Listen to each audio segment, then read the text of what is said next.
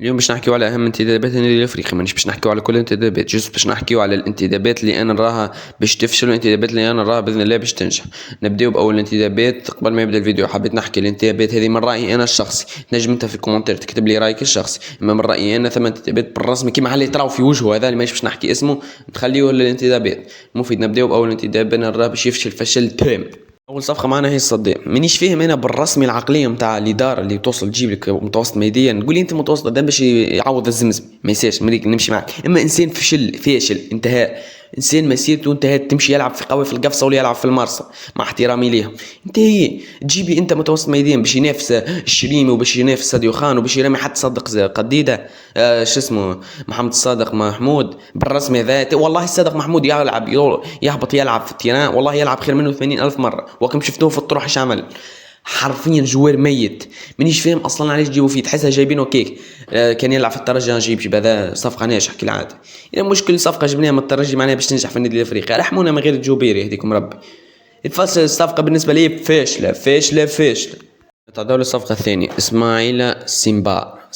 المهم الصفقه دي باذن الله باش تنجح. بالنسبه لرايي انا نحن باش نشاركوا في دوري ابطال افريقيا نحتاجوا مدافع عنده خبره افريقيه، مدافع افريقي يكبدن وكذا.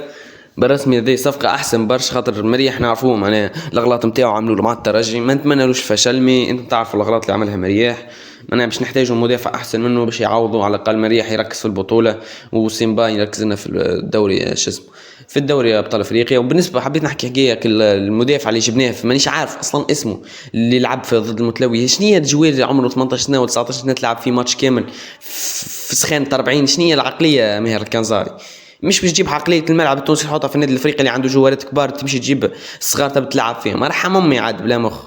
المهم الصفقه دي باذن الله ناجحه، صفقه كبيره بالنسبه ليا خاطر برسمي كنا محتاجين مدافع يعوضنا على المدافعين بن عبده والجماعه اللي خرجوا، يا ريت بن عبده ما خرج. المهم نتعداو ديريكتومون الصفقه اللي بعد، نتعداو ديريكتومون من الهجوم من الدفاع للهجوم سامحوني. المهم الصفقه دي فاشله ماناش باش نحكي فيها برشا، الصفقه دي من افشل الصفقات. عندك حمزه المنصري، عندك قديده، زوج جواريات. حمزه المنصري عطيته فرصه في المتلوي وريتو قديش بالرسمي جواري نجم يعاونك. القديده بالنسبه لي يلعبوا الزوز تكونات مع بعضهم، الزوز حاضرين في نفس الماتش. اما بالنسبه للمهاجم هذا يبقى بديل، خليه عام ولا ماناش عارف، وبيع الكازي بالرسمي بيعه فاشله وزيد مصحح له 3 سنين. شنو هي هالعقليه اللي خلاتك تصحح الافريقي فاشل فشل ذريع؟ ما عمل شيء، ماك لعبتي ماتش ضد متلوي تقول لي سخانه متعود فيها في الافريقيا، راه ماهوش جاي من جنوب القطب الشمالي ولا سقط على راسه. هذا انتداب فاشل فشل ذريع بالرسمي، افشل انتداب ريتو الله اللي يبارك اللي تسبب فيه. المهم نتعداو اللي بعد. حبيت نقول زاده اللي نحبها تنجح الصفقات هذه، اما نحكي من نظرتي خاطر بالرسمي جوالات ميته كيما هكا الله يستر منها سنا.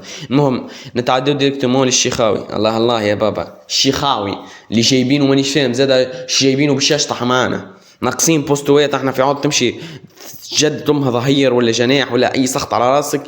ايه الشيخاوي الفاشل الميت بالرسمي جوار ميت على الاخر، ارحم امي ما تجيبليش الجوارات داخله في حيط يا برو. يا جيب جوار كبير كما الترجي صار في ريبيرو ولا عارف امه برازيلي جابته ب 10 مليارات ولا 4 ولا 15 مليار، انت تجيب لي في الجوار الميت هذا يا برو؟ ارحمونا من غير جوبيا، هز البطوله راك يا برو، تحافظ على اللقب نتاعك اقل تقدير معناها ولا تلعب عليه، ما تخسروش من اول المباريات.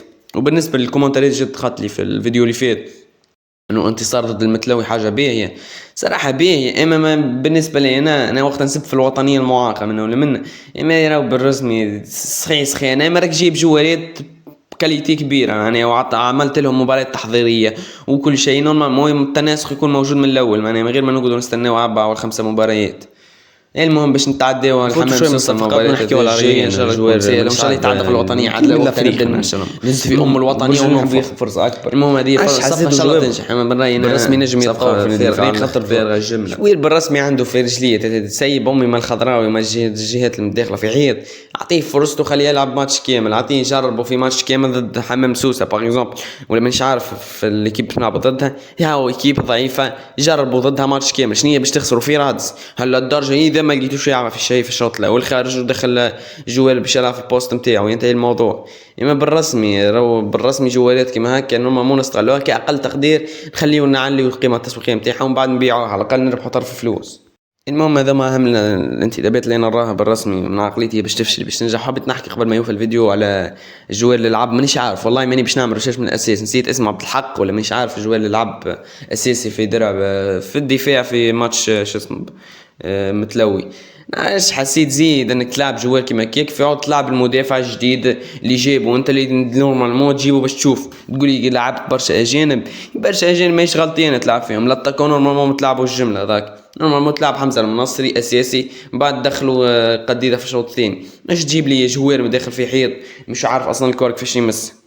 المفيد ان شاء الله يكون الفيديو عجبكم، حطوا لايك ابوني واعطيوني رايكم بيان سور في الصفقات، واعطيوني شنو هي الصفقات اللي تراوها باش تفشل ولا باش تنجح بيان سور من رايكم، هذا مش تنبؤ ولا حكايه. ان شاء الله الصفقات الكل تنجح، صارت الصفقات الكل تعطي اللي عندها باش تضيف للنادي الافريقي. ان شاء الله نتوجوا دوري الابطال ان شاء الله كل شيء على خير على خير على خير. انت حط لايك حط لايك حط لايك، لا عاد حط لايك، لا برجولي سايبنا حط لايك، دي برجولية اعطينا لايك، حط ابوني خلينا نوصلوا 100 ابوني برجولي، خلينا ندوروا شوي في كونتوني. باي.